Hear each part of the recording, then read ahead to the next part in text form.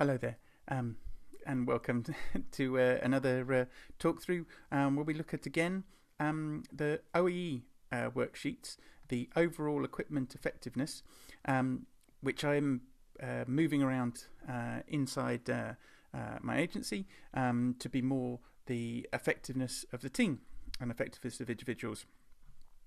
We monitor it at the different levels.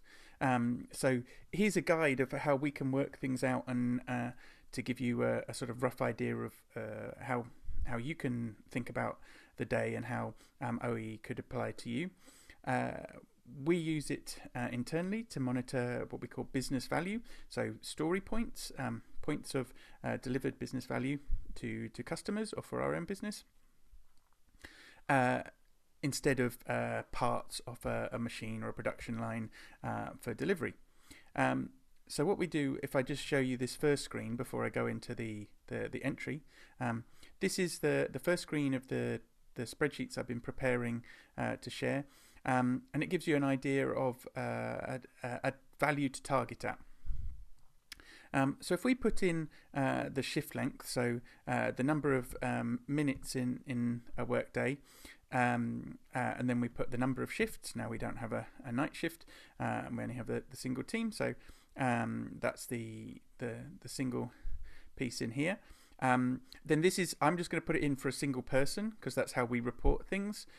We help roll us up and look for considerations for review and for improvement for individuals, but we also roll this up to the team level. So you can report this in as team and put all the scores in, or you can do this individually and then add those up. So short breaks a shift. So if we have 2 10-minute breaks and then a 40-minute lunch break, you may change things around as we have slightly flexible hours and flexible with our team. We keep our breaks short to manage the day. So downtime. So this is just going to be an average of what unproductive time are you forecasting for the day. This doesn't mean this is what you want to happen each day, but you're just looking at on average what happens and what might go on. So this could be a system failing, computers not operational, you get stuck on a train and can't get to a meeting. They can be a variety of different things, even just waiting for new work, or if you're waiting for a review from someone else and it's taking a little bit of time. So if we just average in there about 60 minutes over the day, you can obviously take this up and down, but this is just to give you an example. You can never expect there to be zero downtime, but quite often there is if you're in a good flow of work. Now, ideal points. Now, we've calculated this before, and we reckon we want to target about 4 points of value a day, which works out at like 100 minutes per point. So that's for making the point, making that value, and then producing the result and reviewing it and putting that live. So that works out at this sort of rate. We obviously we reworked points. What that happens is you count a point for the work that you do and a point for any reworked points you do, so you don't subtract them. These are just the number of the points here that needed review or reworking. Now we don't count peer review or internal review unless that needs to get sort of scrapped and really brought back. It's when stuff comes back from production. So there's a bug live, or a revision change, something didn't work right. So we accept that these are always going to happen, but we want to work to minimize those. So we can put in 1 if we want, but we tend to try and say our target is for 0. So we're going to leave that in there. So this just gives us then the calculations of, it's saying the planned production, the productive time in the day should be about 480 minutes, which takes the shift length and then removes the time, that hour time that we've said that we're planning for breaks, and we know that there isn't going to be productive time. Now, when you aggregate this over a team, you can do things like staggering breaks and staggering lunchtime and things. and therefore you could, if you count the whole production from the team as an output, not a multiple of the number of the people in the team, you can end up removing this downtime, because if people are always working and they're always producing value, and the consistent flow is maintained, then you can reduce some of that time or take that time out. But it's more practical to leave it in, and it's not really expecting that everyone is working all the time, and you need a 24-hour or at least an 8 to 9 hour day turning work. There's going to be some changeover, and people need to do other things. And then it's suggesting the operating time, so the time for good value. So that's just taking that downtime. So again, there's a value in there, in a theoretical waste of time in there. Some stuff for us, because it's not a single process, is unavoidable. We're not monitoring a single machine, as in a single type of product being produced. So there is going to be changeover time and downtime in there. And then points per shift. That should be a bit higher. Let me just... Oh, that's better, because I came out of that cell. Okay, points per shift, 4 points. That's what we want. Cool. So that gives us basically our target values, if we just move down to here. So what we can do is compare what we want to achieve as targets as what our estimate for our initial guide. Now what we do is we suggest that you start with sort of roughly numbers that you can think are practical now, or even a little bit lower. So estimate a little bit higher, and then slowly rank this up as you're able to perform consistently over 6 to 8 weeks, meeting the target.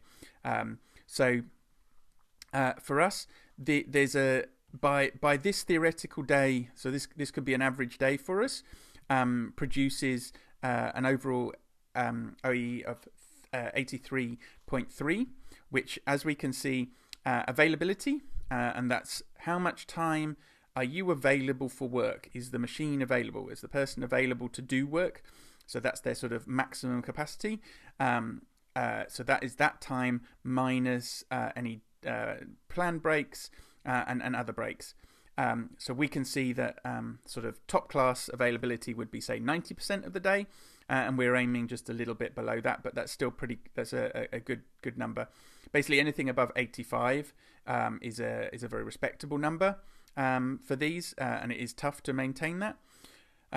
What we find, though, is setting these numbers are good, but maintaining these over a whole week and a whole month can be very testing when you're not producing just a single type of work, when work is changing, and we're obviously in an agency situation, so different clients come in, different types of work, there's adjustments and things.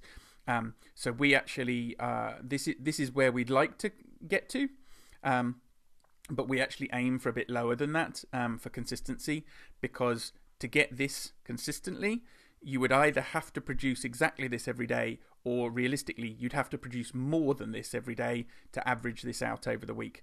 And that's that figure that we take off. At the end of the week, we take the weekly figure to average this out, as we know that some days of the week you may have much less productivity, just naturally, because there's more meetings, or there's more changeover, or different pieces.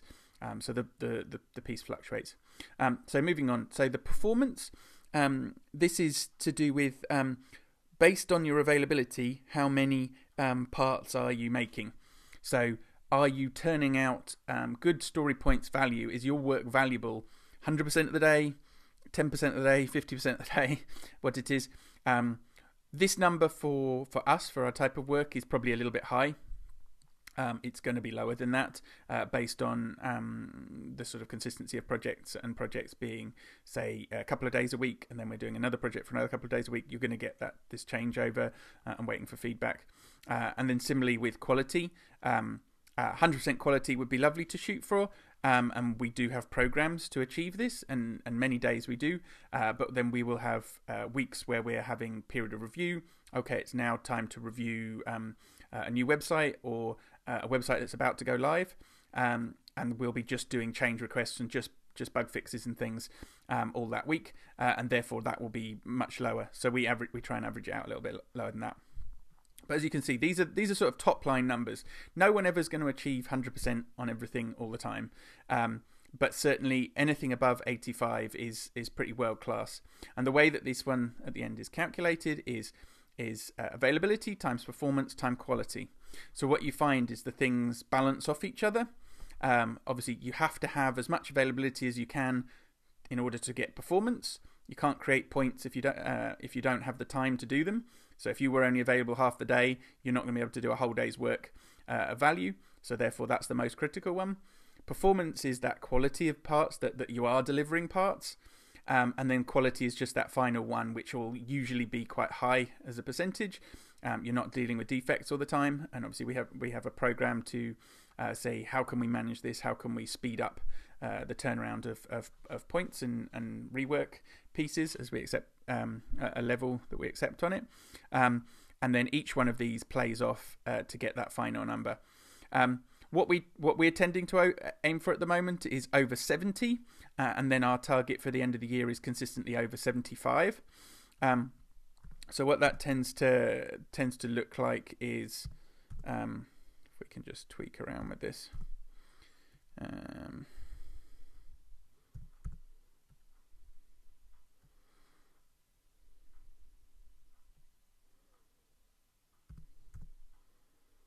Remember what the good numbers are for this to. Whoop.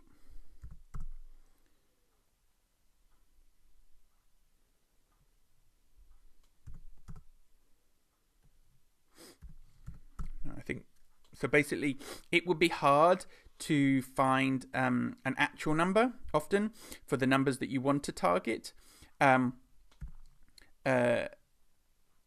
You need to play with the numbers. So what we actually do, our target is based on about 78 to 85 on the availability, then 95 in the performance and quality, which gives us a number of about 72%, which is what our target. So those numbers are hard to calculate in the small detail here, but there is a fluctuation per day that gives this on the average. So if we move this helps you try and figure out what might be your target the first day for on an average, and then you might tweak these numbers based on what you see for the end of the week. So if we looked at this in terms of numbers that might be entered in the spreadsheet, and so this is the explained version of the spreadsheet that we fill in each week. So we have a small one-page one to fill in each week, and then we roll that up into one of the more long-term ones to see how the trends are working over time. So what we have in these calculations across the page